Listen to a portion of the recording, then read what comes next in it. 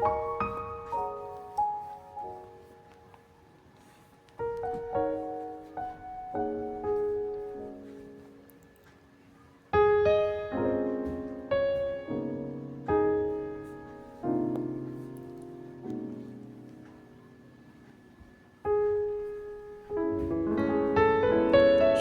সকাল আমার প্রিয় বন্ধুরা, কেমন আছো তোমরা সবাই? আশা করছি তোমরা সবাই ভালো আছো। আজ এখন সকাল 6টা বাজে।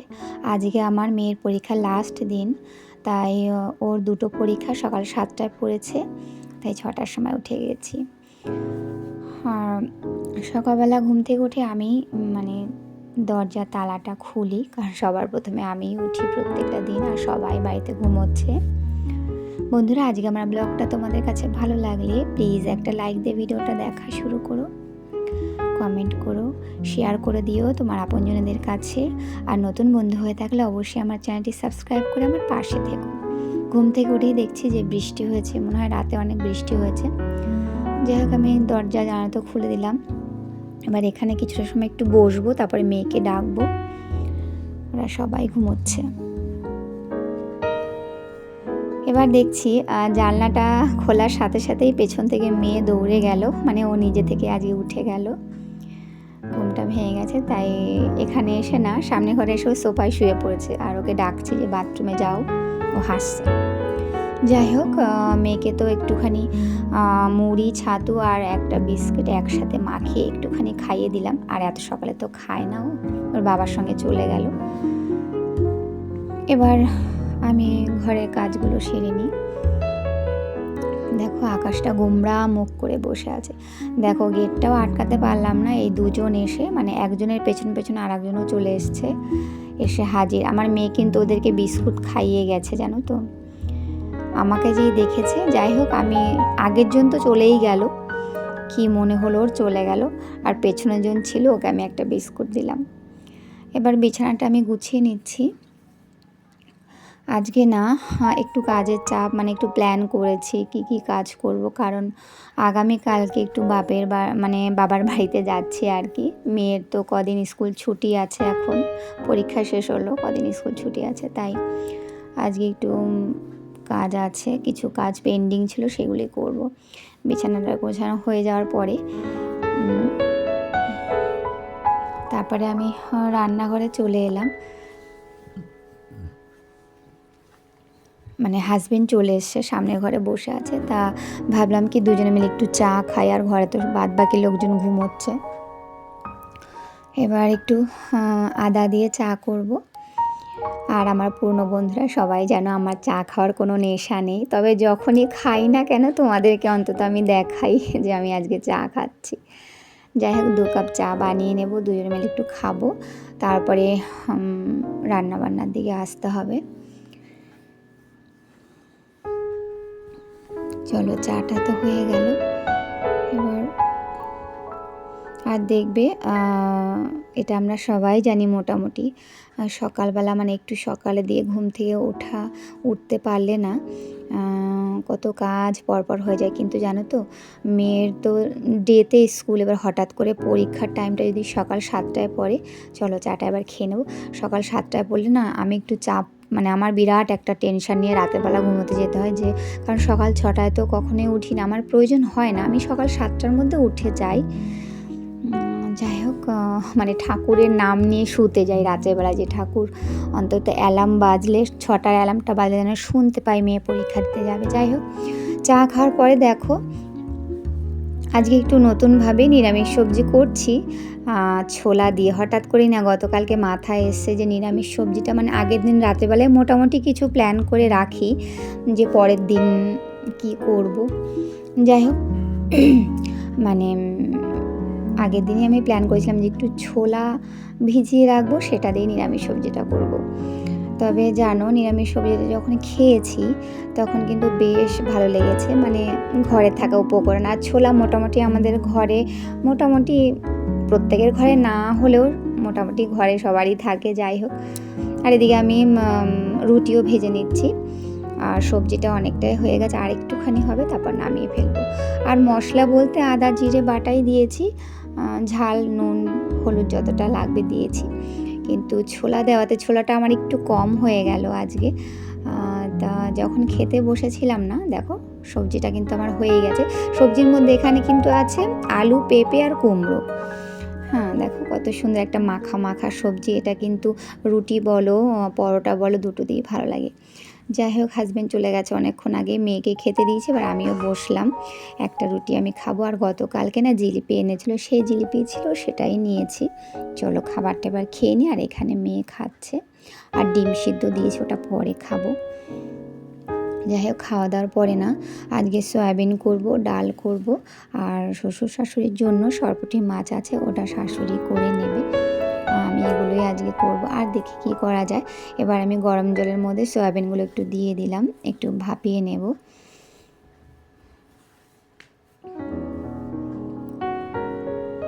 অনেক দিদিভাইদের দেখি মানে প্রত্যেক দিনই ধরো রান্নাবান্না তো রোজ, এটা তো থাকবেই, কমন একটা কাজ।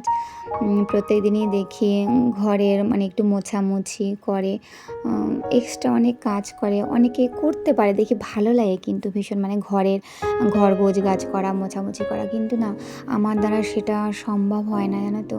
মানে আমার সেটা সম্ভব অনেকটা দিন, মানে হয়তো অনেকটা ময়লা হয়ে যায়, তারপরে মানে যখন আর থাকতে পারছি না তখনই এরকম একটা ব্যাপার, তখনই কাজগুলো আমার করতে হয়। যাই হোক, তারপর দেখো আজকে ডাল করব। প্রত্যেক দিন তো তোমরা দেখো সবজি দিয়ে ডাল করি, আজকে পেঁয়াজের ডাল করব। মানে এই ডালটা খুব কম খাই বাড়িতে, তা আজকে ইচ্ছে হলো তাই করছি। আমি পেঁয়াজ আর 3-4 কোয়া রসুন দিয়েছিলাম, আর ফোড়নে দিয়েছিলাম 5 ফোড়ন আর শুকনো লঙ্কা। তারপরে পেঁয়াজ আর রসুনটা একটু লাল লাল করে ভেজে নিয়ে এবার আমি ডালটা দিয়ে দিয়েছি, আর কাঁচা লঙ্কা একটা চিড়ে দিয়েছিলাম, আর নুন হলো যতটুকু লাগবে। এই ডালটাও খেতে গরম গরম ভাতে বেশ গরম গরম ভালোই লাগে। আর আমাদের বাড়িতে মোটামুটি মানে আমরা 3 জনে মোটামুটি সবই খাই। শ্বশুর শাশুড়ি নিয়ে একটু সমস্যা হয়ে যায়, যাই হোক তবু একটু ম্যানেজ করতে হয়, তাই না বলো। সব সময় তো একইভাবে ভালো লাগে না। যে কোনো বাচ্চা বলো বড় সবারই একটু মানে মুখরোচক মাঝে মধ্যে একটু চেঞ্জ হলে ভালো হয়। এবার আমি সয়াবিনটা করে নিচ্ছি। আর আমার পুরনো নতুন সমস্ত দাদাভাই দিদিভাই সমস্ত বন্ধুদেরকে আমার অনেক ভালোবাসা। তোমরা এভাবেই আমার একটু পাশে থেকো, আমায় একটু সাপোর্ট করো, যাতে সামনের পথটা তোমাদের ভালোবাসা, তোমাদের আশীর্বাদে একটু সহজ করতে পারি। আমি চেষ্টা করে যাব যাতে ভালো ভালো কাজ তোমাদের সামনে আমি তুলে ধরতে পারি। তোমরা আমায় একটু সাহায্য করো, আমি তোমাদের পাশে সব সময় থাকবো। এবার দেখো সয়াবিনটা কষিয়ে নেওয়ার পরে তো জল দিয়ে দিলাম, ঢাকা দিয়ে দিলাম।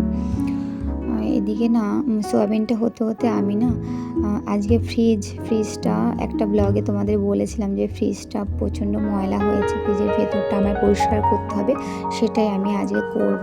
ফ্রিজের মানে ভিতরে যা যা ছিল সমস্ত জিনিসগুলো আমি বের করে নিয়েছি। এইদিকে রান্নাটা হয়ে গেলেই আমি ওটা ধরবো, তারপরে সবশেষে একবারে রান্নাঘরটা পুরো পরিষ্কার করে বেরিয়ে যাবো। দেখো রান্নাটা হয়ে গেল, এবার আমি এটা ঢেলে নেবো আর কি। আর সবশেষে না একটু ভাজা জিরের গুঁড়ো আর আমার ঘরে বানানো গরম মশলার গুঁড়ো একটু ছড়িয়ে দিলাম, কারণ মশলার সঙ্গে আমি জিরে বাটা দেইনি, আমি ঠিক করেছিলাম যে একটু ভাজা জিরের গুঁড়ো ছড়িয়ে দেবো, এভাবেও দেখি বেশ ভালো লাগে খেতে, খুবই ভালো হয়। এই হলো আজকে রান্না বান্না, তোমরা একটু জানিও। আর অফ ক্যামেরায় কাঁকরোল ভাজা, আর মেয়ের জন্য ছোট একটা বেগুন ছিল, সেই বেগুন ভেজে নিয়েছি, এই দেখো।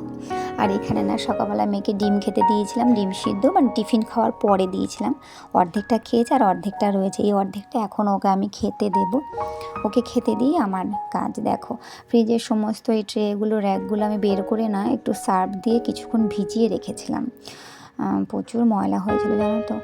আর দেখবে যতক্ষণই ময়লা, মানে কোথাও যদি একটা ময়লা দেখি যে কোনো কাজে, তখন যতক্ষণ না করব ততক্ষণ যেন শান্তি লাগে না। যাই হোক, এগুলো ধুয়ে আমি এখানে উবর করে রেখে দিলাম, এবার আমি ফ্রিজটা পরিষ্কার করব, তোমাদেরকে দেখাই। দেখবে আমার ফ্রিজের ভিতরটা অনেকটা ময়লা হয়েছে। ব্যাস এগুলো ধোয়া হয়ে গেল। আর এই দেখো, দেখেছো নিচ থেকে অনেক ময়লা হয়েছে। আর তবে হ্যাঁ, একটা সমস্যায় পড়েছিলাম জানো তো ফ্রিজটা পরিষ্কার করতে গিয়ে, সেটা হলো আমি তো প্রায় ঘন্টাখানিক ঘন্টাখানিক হবে আমি ফ্রিজটা অফ রেখেছিলাম। এতে কী হয়েছে, বরফগুলো গলা শুরু করেছিল।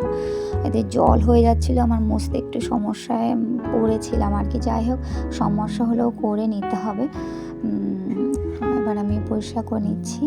আর আমার না প্রচণ্ড খিদেও পেয়ে গেছিলো, জানো তো। এই সময় ধরো 3:30 মতন বাজে। তারপরে আমি কি করেছিলাম, আমার এত খিদে পেয়েছিল, আমি না এগুলো মানে রান্নাঘরটা পুরো পরিষ্কার করে না আমি একটু খেয়ে নিয়েছিলাম। খাওয়ার পরে না আমি স্নান করেছি। এই দেখো পরিষ্কার করে নিলাম ভেতরটা। এবার একটু ভালো লাগছে, তাকানো যাচ্ছে মনে হয় ফ্রিজের ভিতরে। চলো এবার ফ্রিজে যা যা ছিল মোটামুটি একটু গুছিয়ে নিই।